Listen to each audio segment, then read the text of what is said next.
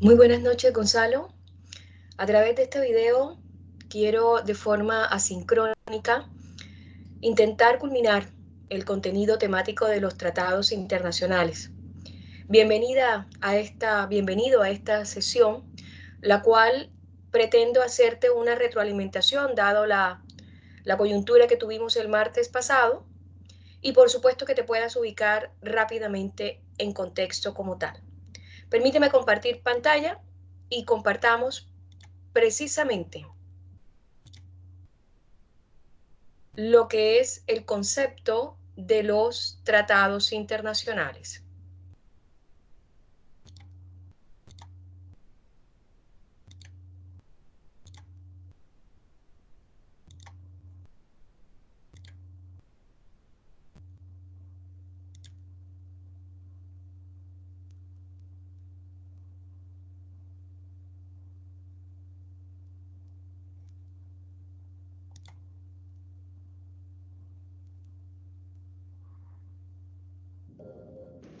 ¿Qué es un tratado internacional? ¿Cómo funciona?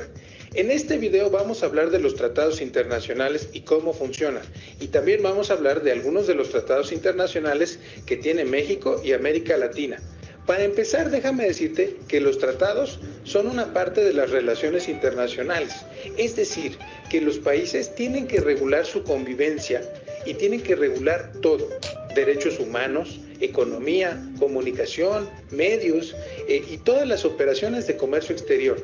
Normalmente se entiende un tratado internacional como un tratado de comercio exterior, es decir, un tratado en donde dos países firman un documento y donde regulan todo. Regulan el comercio electrónico, los transportes, regulan las mercancías, los trámites, es decir, todo lo que se requiera para importar, para exportar o para hacer alguna relación económica entre dos países. Eso se llama tratado bilateral, es decir, bi por dos países. Por ejemplo, si un país hace un tratado con Corea del Norte, que es un país que actualmente no tiene tratados, solamente, por ejemplo, Alemania hace un tratado de Corea del Norte, ese es un tratado bilateral. Sin embargo, pues, la mayoría de los tratados son trilaterales o de otro tipo, como el Tratado de Libre Comercio que se tiene entre México y la Unión Europea, que son más de 20 países que hacen un tratado con México para regular muchísimas cosas, como los aranceles, los trámites aduaneros, como los temas económicos, temas aduaneros y temas logísticos que existen entre los dos países. Ahora, ¿qué contiene un tratado? En un tratado se negocian distintos sectores y se negocian distintas actividades. Se negocian cosas como sectores agrícolas, sector automotriz, sector de construcción, sector de inversión extranjera, sector turismo y todos los sectores que le interesan a la inversión extranjera internacional.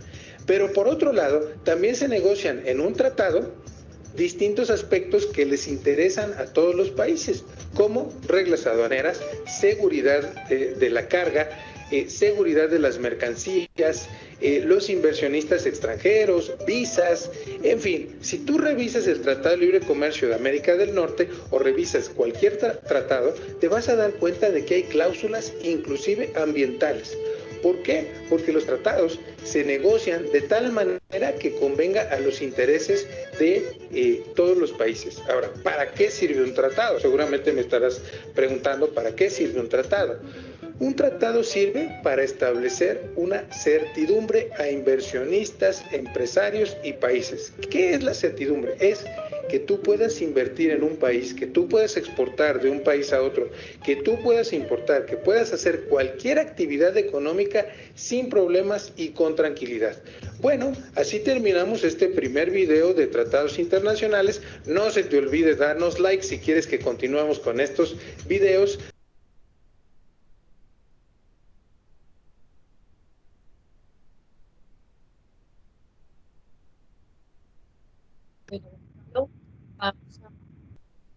Vamos a cerrar la presentación, puesto que te permitía introducirte en el contexto de tratados internacionales.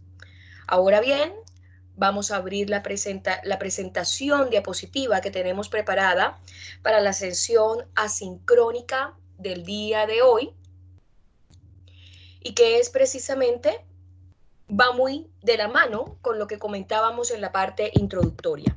Hoy veremos, Gonzalo, ya lo habíamos comentado, cuáles eran los requisitos para celebrar un tratado internacional. Entre esos requisitos estaba la capacidad, estaba el consentimiento, pero también estaba el tema de las formalidades. Y las formalidades están muy relacionadas con nuestra sesión del día de hoy, que son las etapas de celebración de los tratados internacionales. Son 4 etapas en particular, Gonzalo, para que tú te logres ubicar en contexto. La primera, un otorgamiento de los plenos poderes. La segunda, la negociación. La tercera, la manifestación del consentimiento de forma plena o de forma incompleta. Cuando me refiero a incompleta, es con reservas, con la cláusula de reservas. Y la cuarta, la entrada en vigor como tal. Entonces vamos a ampliar la presentación para que sea de nuestro mejor visual. El otorgamiento de los plenos poderes. El otorgamiento de los plenos poderes, Gonzalo, como bien lo expone la diapositiva, es para negociar, autenticar, adoptar el futuro tratado.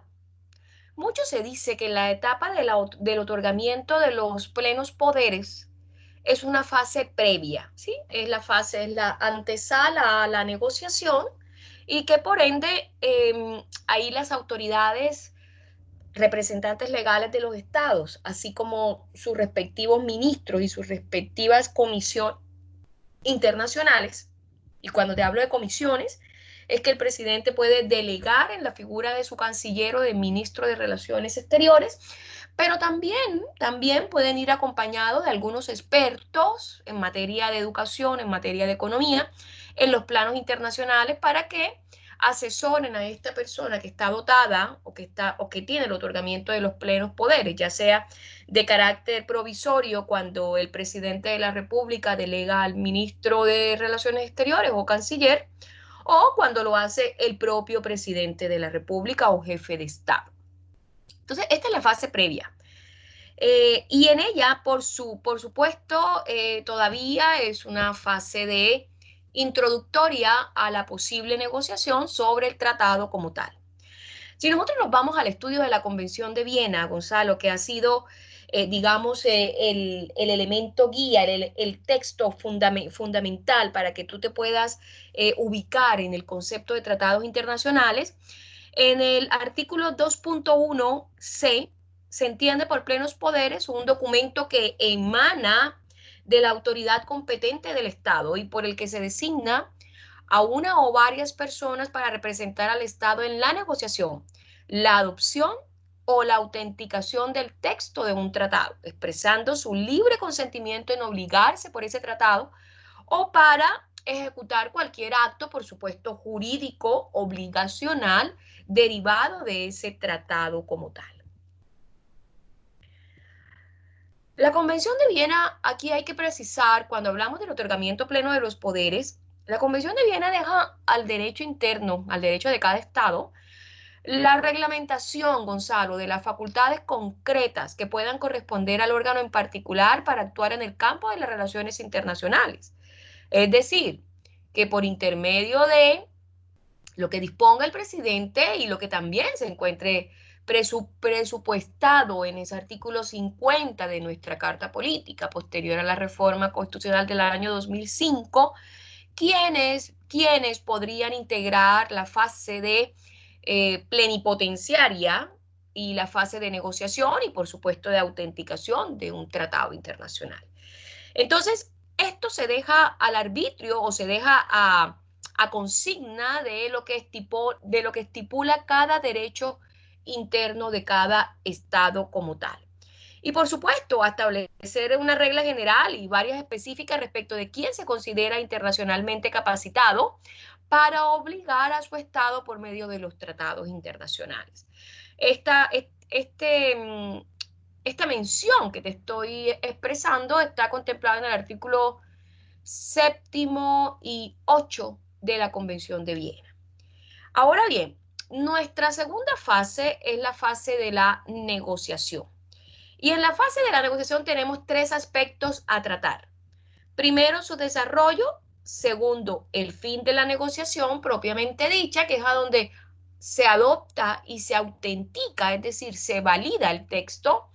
Y por supuesto, cuando ya estamos en esta culminación, la autenticación del texto como ese acto jurídico de veracidad como tal. Veamos bien. Entonces, en la fase de negociación tenemos el desarrollo y la fase final. La negociación podemos decir que es la presentación de propuestas y contrapropuestas por parte de todos los representantes que están plenipotenciariamente validados o que tienen esa calidad de plenipotencialidad. Y que por supuesto, por parte de esos representantes o por parte de esos delegados, son debatidas todas esas propuestas y contrapropuestas que se deben aceptar, rechazar o procurar enmendar cuando, bien lo decía la parte introductoria de nuestra presentación, que debe convenir a los intereses de los estados que están sentados en la mesa. En contraste con la fase previa de plenipotenciariedad, la fase de negociación transcurre siempre en un marco internacional, neutral, ya que durante ella los representantes se reúnen en un lugar, reitero, neutral, con un único fin y con el fin de estudiar las posibilidades efectivas de llegar a un entendimiento de una determinada materia. Pudiésemos colocar el ejemplo de un tratado de libre comercio. Y por supuesto, buscan acercar sus posiciones sobre puntos concretos, objeto de la negociación misma, y elaborar un proyecto de acuerdo destinado a pasar a esas fases posteriores que, por supuesto, es la prestación del consentimiento y la entrada en vigor. Si nos vemos a la segunda parte, que es como el fin de la negociación, cuando ya se han puesto de acuerdo estas posturas o estas posiciones, el fin de la negociación propiamente dicho está contemplada por dos elementos, y es la adopción del texto y la autenticación. Y la fase de negociación culmina con la adopción y la autenticación del texto. Es decir, lo que tenemos en este tratado nos sirve. Por el momento nos sirve. ¿Ya? Ahora ya tenemos tallado el madero. Ahora le vamos a dar una forma, una figura. Entonces, la fase de negociación culmina con la adopción y autenticación del texto, actos que acreditan que el texto adoptado es el que se ha convenido, es el que se ha decidido. Pero todavía, Gonzalo, y esta es una pregunta de prueba, en esta fase no es todavía obligatorio para los estados. La autenticación del texto es el acto jurídico que da fe de la veracidad del texto adoptado, el cual quedará establecido como auténtico y definitivo. Si vamos nuevamente a la Convención de Viena, en su artículo 10, nos establece cuáles son las formas de autenticar religiosamente y rigurosamente. El artículo 10 de la Convención de Viena reglamenta las formas de autenticar en orden sucesivo y excluyéndose unas a otras. Primero, la que se prescriba en el texto del tratado. Esto refiriéndonos a las cláusulas, ¿no, Gonzalo? Segundo, las que convengan a los estados que hayan participado en la elaboración de este texto, por supuesto. Tercero, mediante la firma que se llama ad referendum. La firma que se llama ad referendum. Y el ad referendum, o la rúbrica, de los representantes puestas en el texto del tratado o en el acta final de la conferencia en la que figura el texto del tratado, ¿ya? El posible texto del tratado.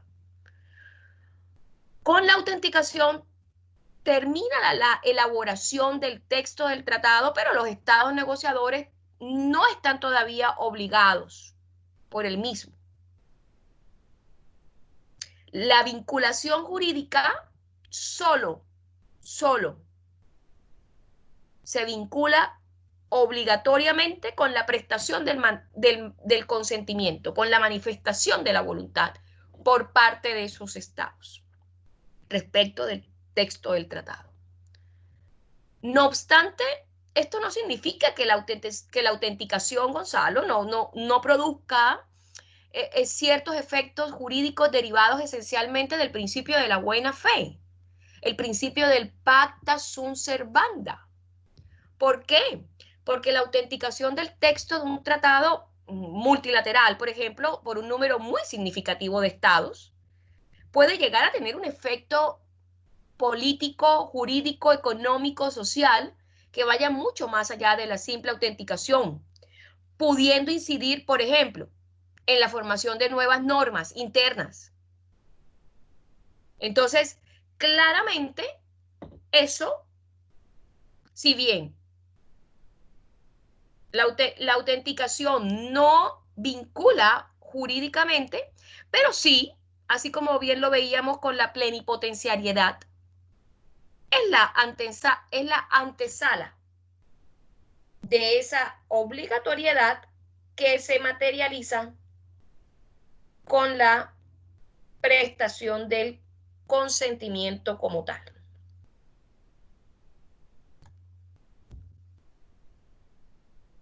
La manifestación del consentimiento. La fase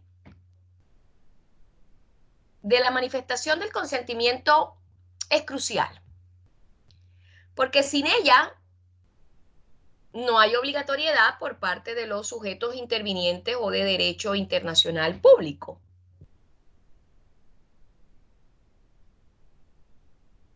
La prestación del consentimiento, Gonzalo, y disculpa que haga estas pausas, pero son necesarias.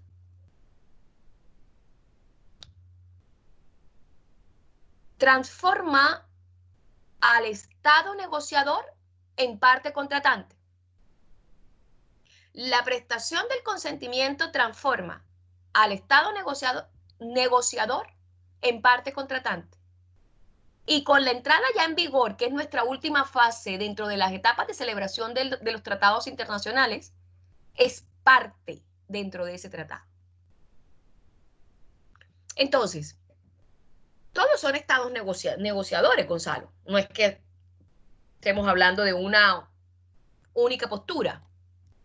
Perdón. Todos son estados negociadores.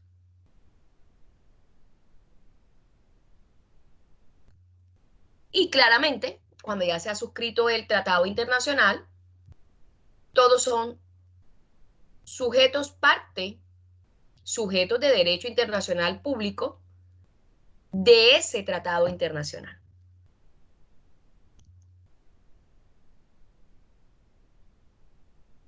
El consentimiento puede manifestarse de forma plena, Gonzalo, o con reservas. Dos son las maneras de manifestar el consentimiento, de forma plena o con reservas. De forma plena, sobre todo el conjunto de su tratado como tal, el ejercicio es la ratificación. La ratificación de forma plena, ese consentimiento dado de forma plena, sin condicionamientos, como es con la presentación de las reservas, se llama ratificación y equivale a la aprobación o más exactamente a la confirmación de ese tratado internacional. Sin embargo, recuerda que a posteriori, que ya tenemos la manifestación del consentimiento, también debemos ir paralelo, porque eso lo dice la Convención de Viena, a cuál va a ser el trámite interno que va a tener cada estado para aprobar ese tratado y para que éste pueda ya ser vigente, ya pueda tener vida jurídica. No obstante, por eso es importante distinguir la ratificación o autorización de los parlamentos, que es un acto de derecho interno, de la ratificación internacional del tratado como forma de manifestación del consentimiento. De forma incompleta, la tenemos con reservas. ¿Qué es lo que estamos viendo? Justamente en pantalla como tal. Y la reserva, para ser más clara, Gonzalo, es una declaración de voluntad de un Estado que va a ser parte en un tratado, formulada un momento o en el momento de la firma de su ratificación o de su adhesión, con el propósito de no aceptar íntegramente, como bien lo dice la diapositiva, el completo tratado como tal, o ciertas cláusulas que están contenidas en él.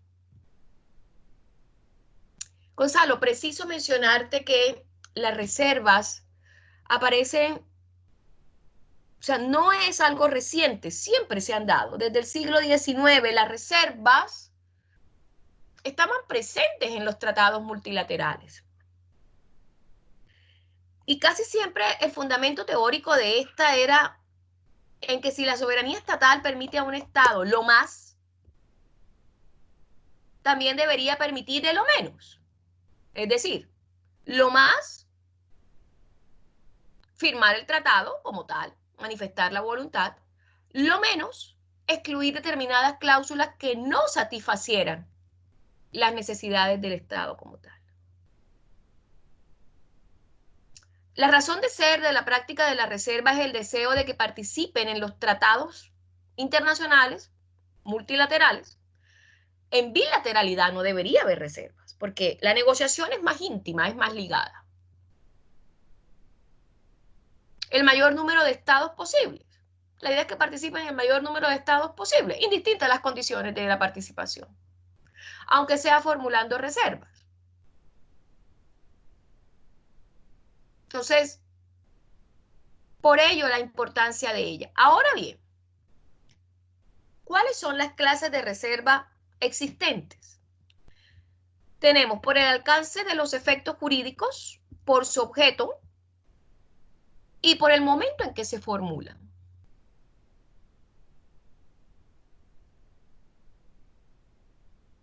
Las reservas pueden ser calificadas en tres aspectos: por el alcance de sus efectos jurídicos, por su objeto y por el momento en que se formula.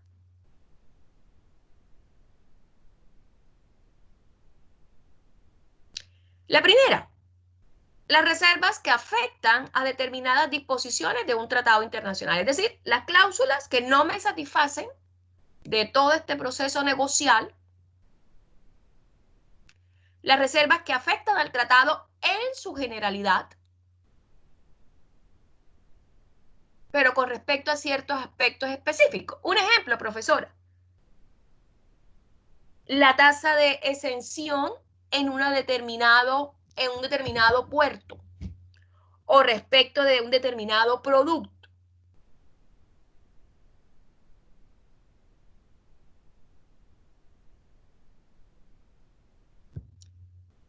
Eso, por supuesto, es el ejemplo más claro.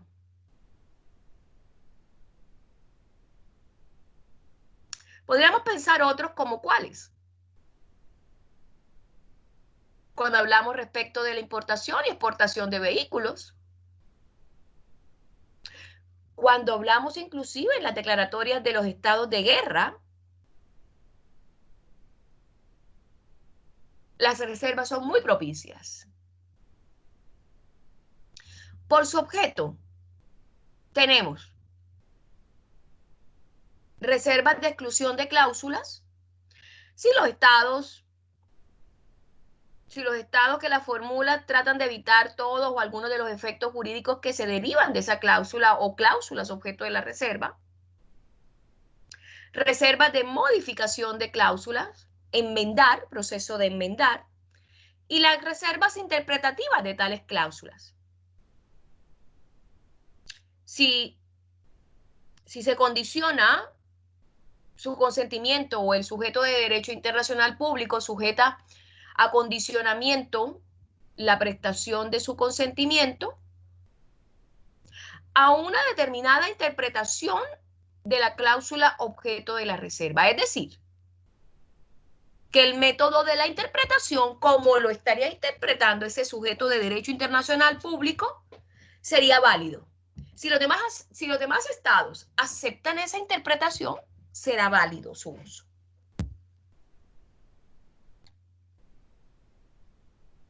Por el momento en que se formulen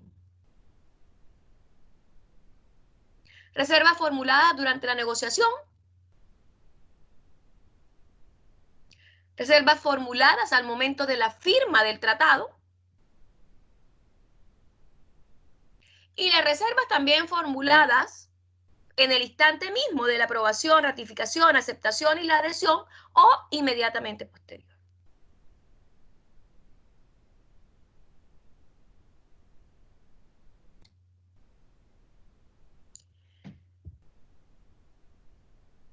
Las reservas son cláusulas que en su mayoría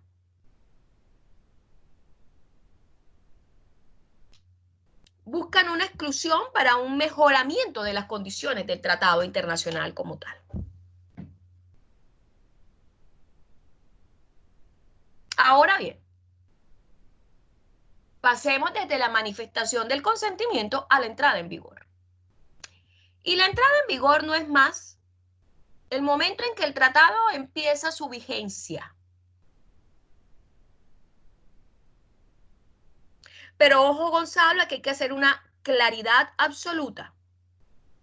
Y es que una vez habiendo manifestado el consentimiento con reservas, el tratado debe pasar por una fase de aprobación interna dentro del derecho interno de cada estado, valga la redundancia. Y una vez ello, para esos estados que han estado negociando, el tratado entrará en vigor, que es la existencia del tratado como tal.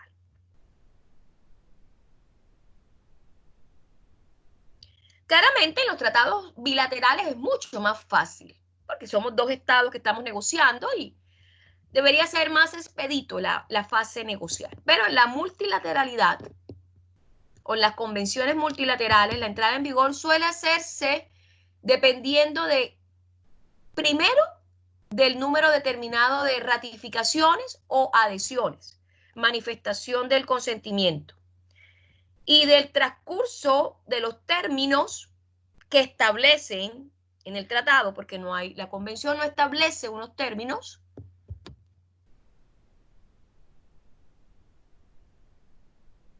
para que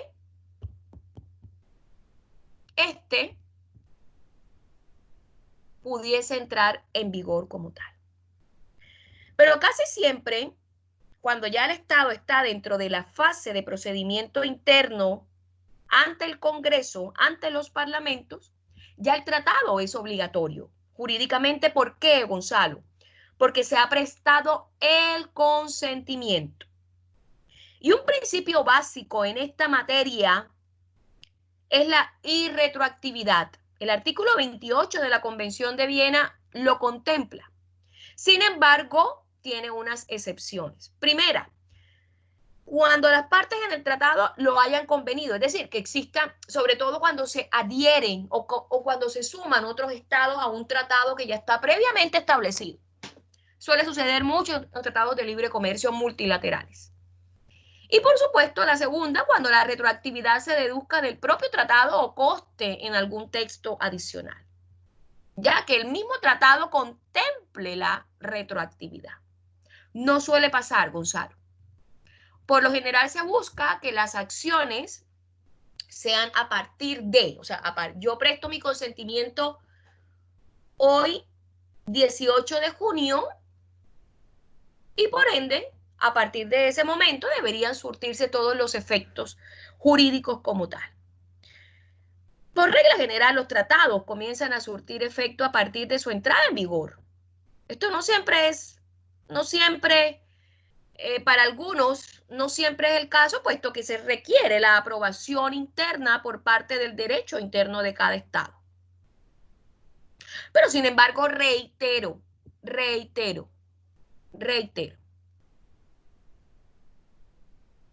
el momento en que se obliga a un estado es a partir de la prestación de su consentimiento como tal. Para ello, Gonzalo, permíteme cerrar la diapositiva.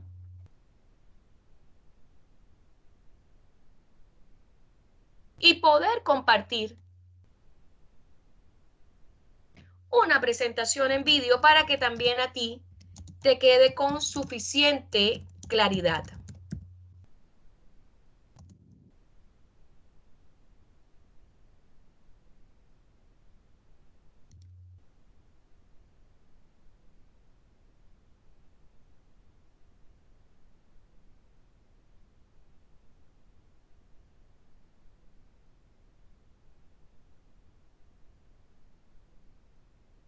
Dame un segundo, por favor, y vamos a compartir pantalla.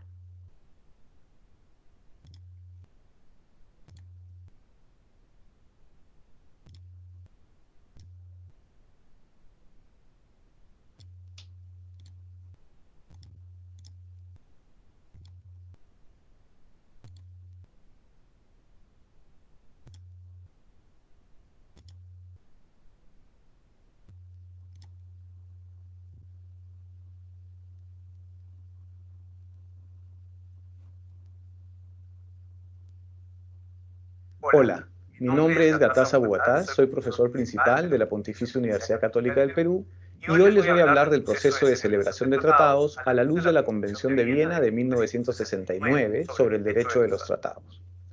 El proceso de celebración de tratados es muy importante. De hecho, está en la primera parte de la Convención de Viena del 69. Si ustedes la tienen a la mano, mientras yo les doy esta lección, sería muy útil para poder revisarla juntos.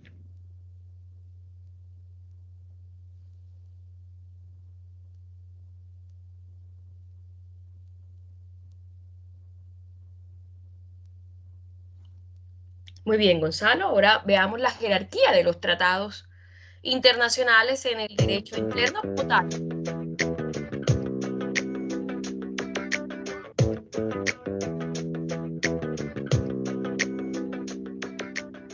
La jerarquía de los tratados en los ordenamientos internos es un tema fundamental.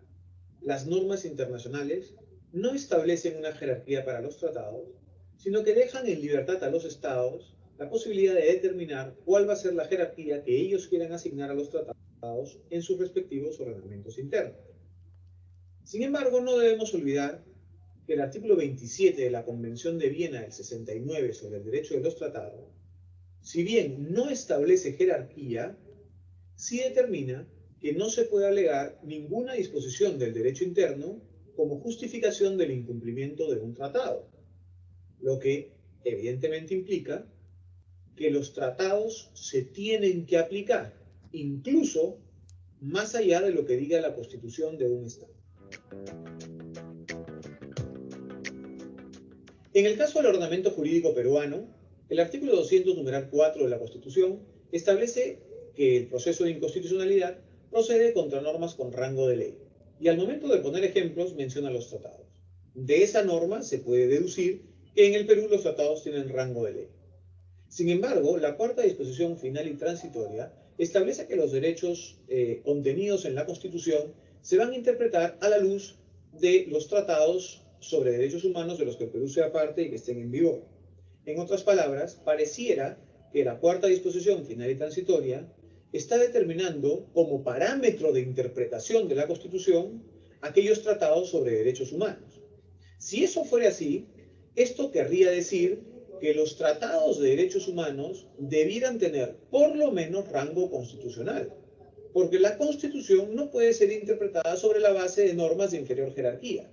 Si los tratados de derechos humanos son parámetro de interpretación de la Constitución, pues estos tratados por lo menos debieran tener rango constitucional.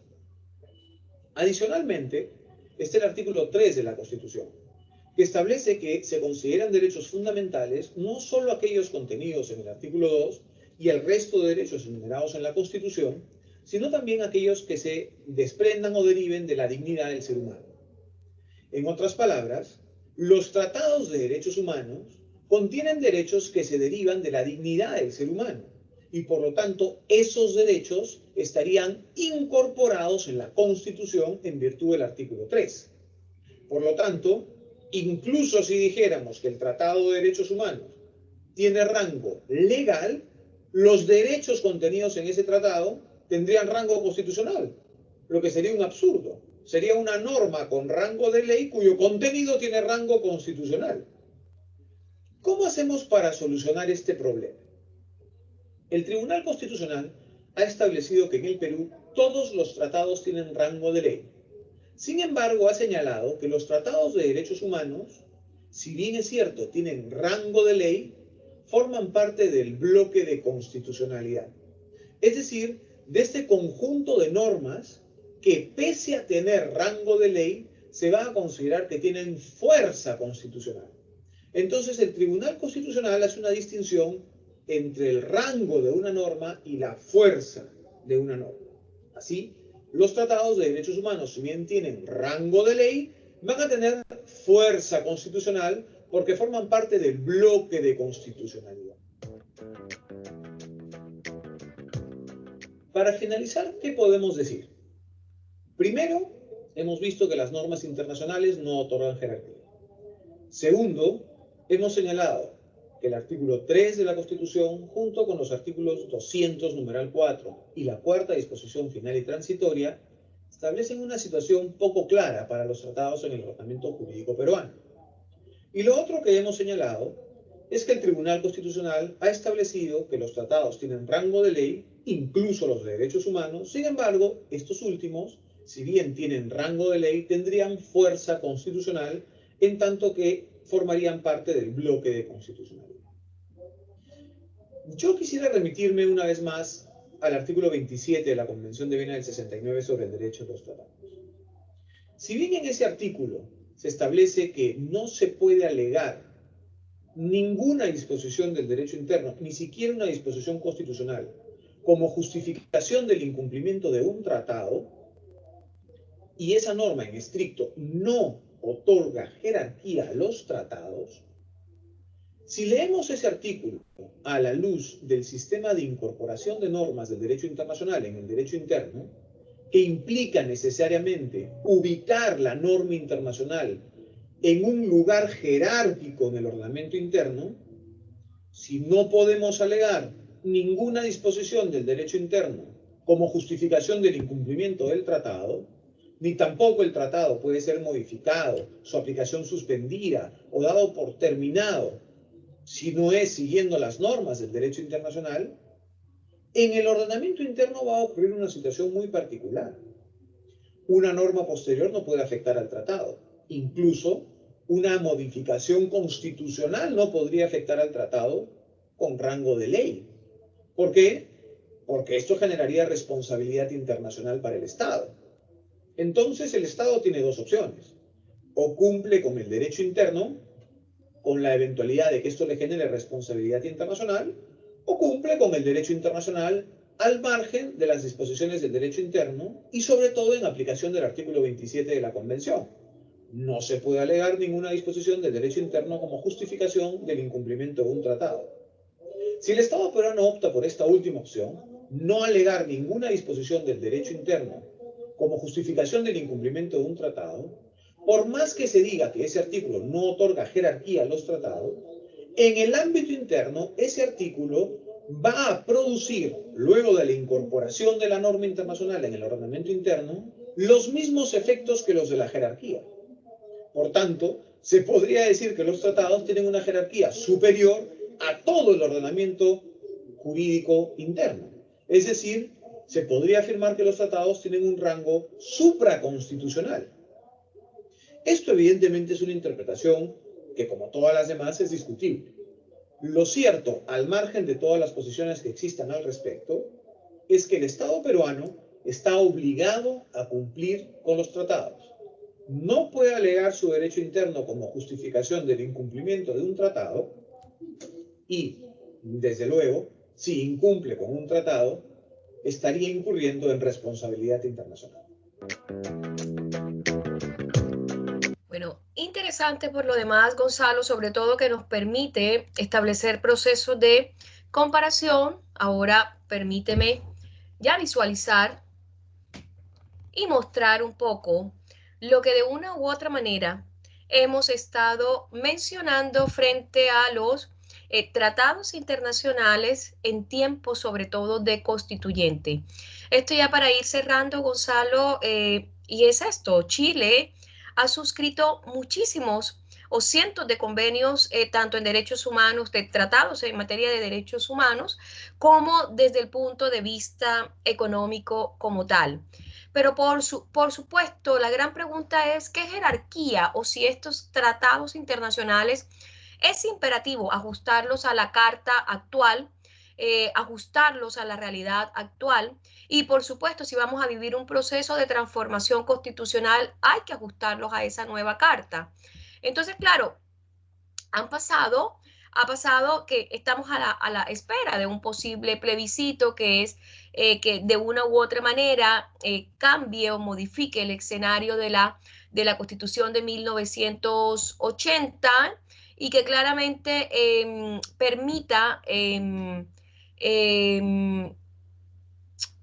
una nueva visión de lo que tenemos respecto de los tratados internacionales, sobre todo en temas o en materia de derechos humanos como tal. Está claro que las obligaciones que Chile ha adquirido, aun cuando se posteriorice la Carta Política Nueva, esas obligaciones deberán mantenerse como tal.